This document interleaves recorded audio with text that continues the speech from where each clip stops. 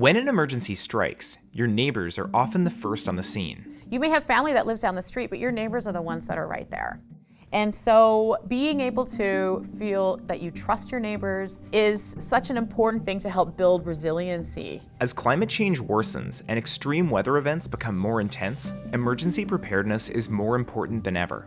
In the summer of 2021, British Columbia experienced an unprecedented heat dome that killed 619 people. Evidence showed that there is a lot of danger associated with social isolations. The coroner's service in BC reported that 56% of people who died lived alone. In addition to the climate crisis, levels of social isolation across our society are high and growing. Addressing these challenges in cities with a growing density of multi-unit housing requires creativity and is key to building resilient communities. There's these intersecting crises. So on the one hand, there's the climate crisis, and on the other, there's this loneliness epidemic. And the two together both need so much attention.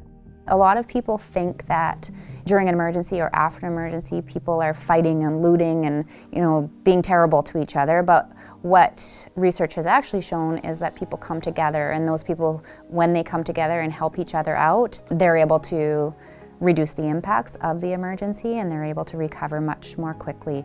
This is why Building Resilient Neighborhoods and the City of Victoria's Emergency Management Division, Victoria Ready, developed the Connect and Prepare program to help neighbors become more connected and prepare together for emergencies. To not just think about what is in their emergency kit, but also who is in their emergency kit. The Connect and Prepare program is strengthening connections between neighbors in order to build resilience to everyday stressors to large-scale emergencies. The program can be done as easily with neighbors in a multi-unit building as it can be among those who live on the same street or block. Connect and Prepare workshops engage residents through presentations, games, and discussions. Neighbors meet each other, identify priorities, and launch resiliency projects. The focus in one way was emergency preparedness and how we were going to develop our readiness. And so then we formed into groups that worked on different aspects of that, communications, the actual purchasing of materials, where they would be stored, all those kinds of logistics. They ran us through all these exercises and activities and things, and lots of sticky notes on big pieces of paper. There's big maps on the table. People are drawing their assets. Who lives where and who would we need to check in on? So if there's a plumber in the neighborhood, or if there's someone who has a generator or camping gear that can help each other out, we identify all of those assets, and then we identify challenges. Then we think about, okay, how could you work through those, and what resources and skills might you need in order to become more resilient? Taking action together is empowering. It helps people build connections and provides a sense of hope and agency in responding to challenges. After running the Connect and Prepare pilot program at 3 sites in Victoria, 94% of neighbors got to know each other better, and 100% of neighbors took action to be better prepared for emergencies. Some buildings saw these programs pay off almost immediately, as the pandemic and public health measures increased awareness of the importance of social connections. Then it was really lucky we set up the email list at an early stage, because that's how we ended up communicating through COVID.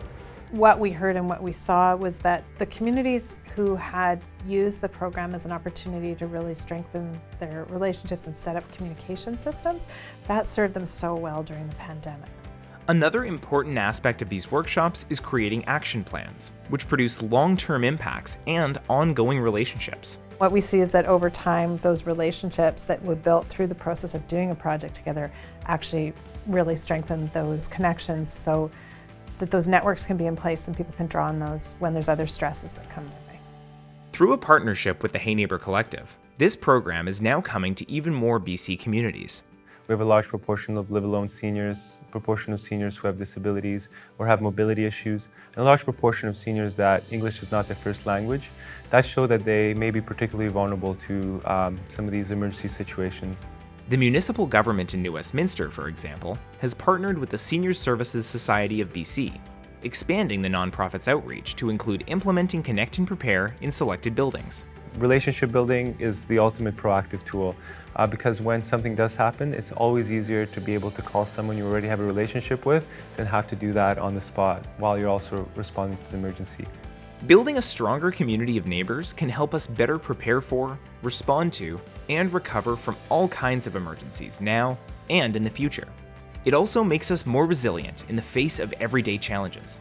I think that when we think of a lifetime of having meaningful interaction with other people that can mitigate against mental illness, that can support us in health promoting behaviors over time. So it's not just protection during extreme events, which are very important, but also can lift up our health during what we call normal times as well. The biggest impact for me was that it solidified the concept that I had that we needed more friendship and we needed more sharing in the building. Having neighbors that are more connected to each other just means that we'll see higher rates of survival.